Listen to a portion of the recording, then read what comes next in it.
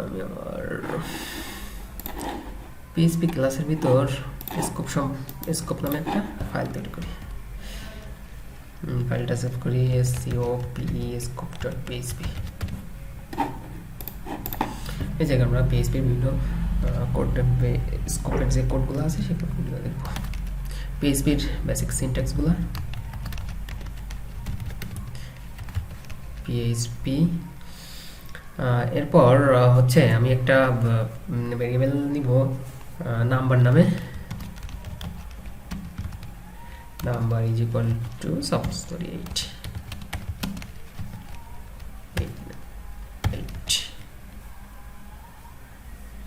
Number 8। এখন একটা function, এর ভিতরে একটা ফাংশন তৈরি করি।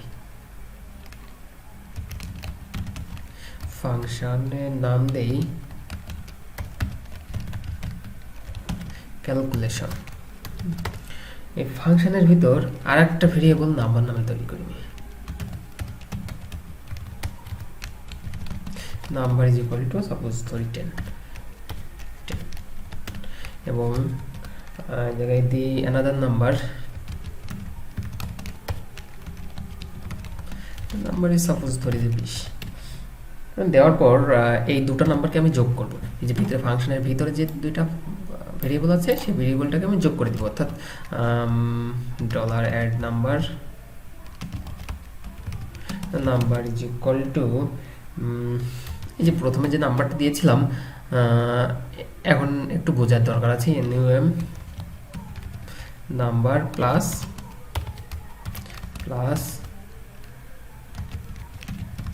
another number. সো এখন যদি আমি এটাকে ইকো করাই, ইকো অ্যাড নাম্বার যদি দিয়ে এটা ইকো করাই, তাহলে দেখবেন যে আমার ফাংশনের ভিতরে যে ভেরিয়েবলটা আছে এই ভেরিয়েবলটাই কাজ করছে, কিন্তু বাইরে যে ভেরিয়েবলটা আছে এই ভেরিয়েবলটা আমার কাজ করছে না।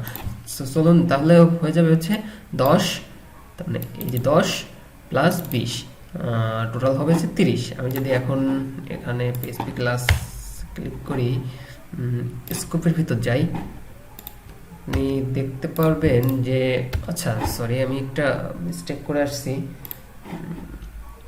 ফাংশনের বাইরে আমি যদি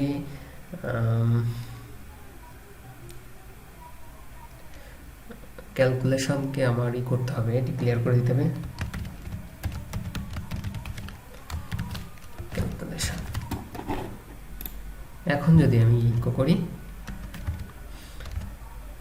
এখন ইকো করলে আমার দেখাচ্ছে কত 30, এই যে 30। সো এই জায়গায় একটা জিনিস বোঝার আছে, আমার ফাংশনের ভিতর আমি একটা ফাংশন তৈরি করেছি এবং ফাংশনের ভিতর একটা অ্যাড নাম্বার নিয়েছি আর অ্যানাদার নাম্বার নিয়েছি, অর্থাৎ ফাংশনের ভিতর যে ভেরিয়েবলগুলো থাকবে সেটা হচ্ছে আমার লোকাল ভেরিয়েবল।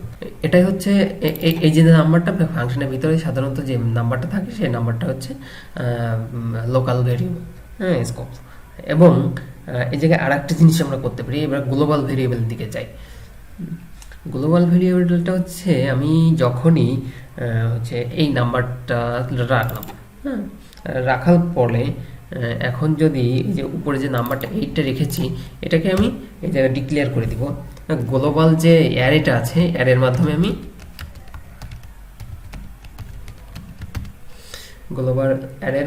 আমি এই যে নাম্বারটা দিয়েছিলাম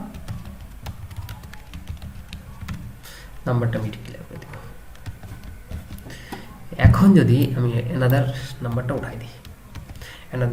উঠাই দিয়ে যদি আমি এই যে গ্লোবাল যে নাম্বারটা নিয়েছিলাম, অর্থাৎ গ্লোবাল মানে কি, সে বাইরেও কাজ করবে ভিতরেও কাজ করবে, হ্যাঁ, এই গ্লোবাল নাম্বারটা আমি কপি করে যদি এখানে বসাই দিই, দেখবেন যে বাইরে যে নাম্বারটা আছে এই নাম্বারটা প্লাস হচ্ছে এই যে নাম্বারটা আছে এই নাম্বারটা আমাকে যোগ করে দেখিয়ে দিবে।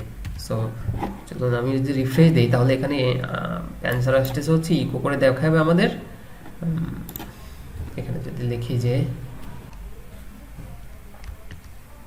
অ্যাড নাম্বার ইজ, এখন যদি আমি রিফ্রেশ দিই দেখবেন যে দ্য নাম্বার ইজ, এখানে দেখাচ্ছে গ্লোবালস, GLOBALS, অর্থাৎ GLOBALS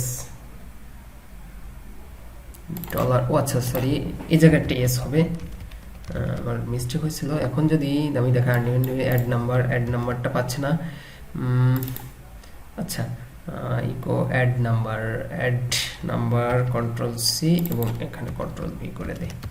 অ্যাড নাম্বারটা যদি দেখাই তাহলে অ্যাড নাম্বার ইজ 18, অর্থাৎ এই যে আমি যে বাইরে যে নাম্বারটা, আমি যখন লোকাল ভেরিয়েবলটা ভিতরে দিয়েছিলাম তখন কিন্তু কাজ করছিল না, এখন বাইরে দিয়ে আমি গ্লোবালস যে অ্যারেটা আছে অ্যারের মাধ্যমে আমি ডিক্লেয়ার করে ওইটাকে আমি যোগ করে দিলাম। অর্থাৎ যোগ করে দেওয়ার পরে আমাকে দেখাচ্ছে যে আপনি সাকসেসফুলি অ্যাড করতে পেরেছেন, অর্থাৎ অ্যাড নাম্বার ইজ অর্থাৎ 18, 8 প্লাস 10, 18টা দেখিয়ে দিল। সো এরকমভাবে আমরা অহরহ বিভিন্ন প্রকার প্রজেক্টে আমরা এরকমভাবে ব্যবহার করতে পারি। সাধারণত লোকাল স্কোপ, তারপরে হচ্ছে গ্লোবাল স্কোপ, এই দুই প্রকারই ভেরিয়েবল স্কোপগুলো অহরহ ব্যবহার করা হয় ওই ওয়েবসাইটে। সো পরবর্তী ভিডিওতে আমরা দেখব যে কিভাবে পরবর্তী যে ভেরিয়েবল স্কোপগুলো আছে সেগুলো কাজ করে। সো আজকের মতো ধন্যবাদ, সবাই ভালো থাকবেন।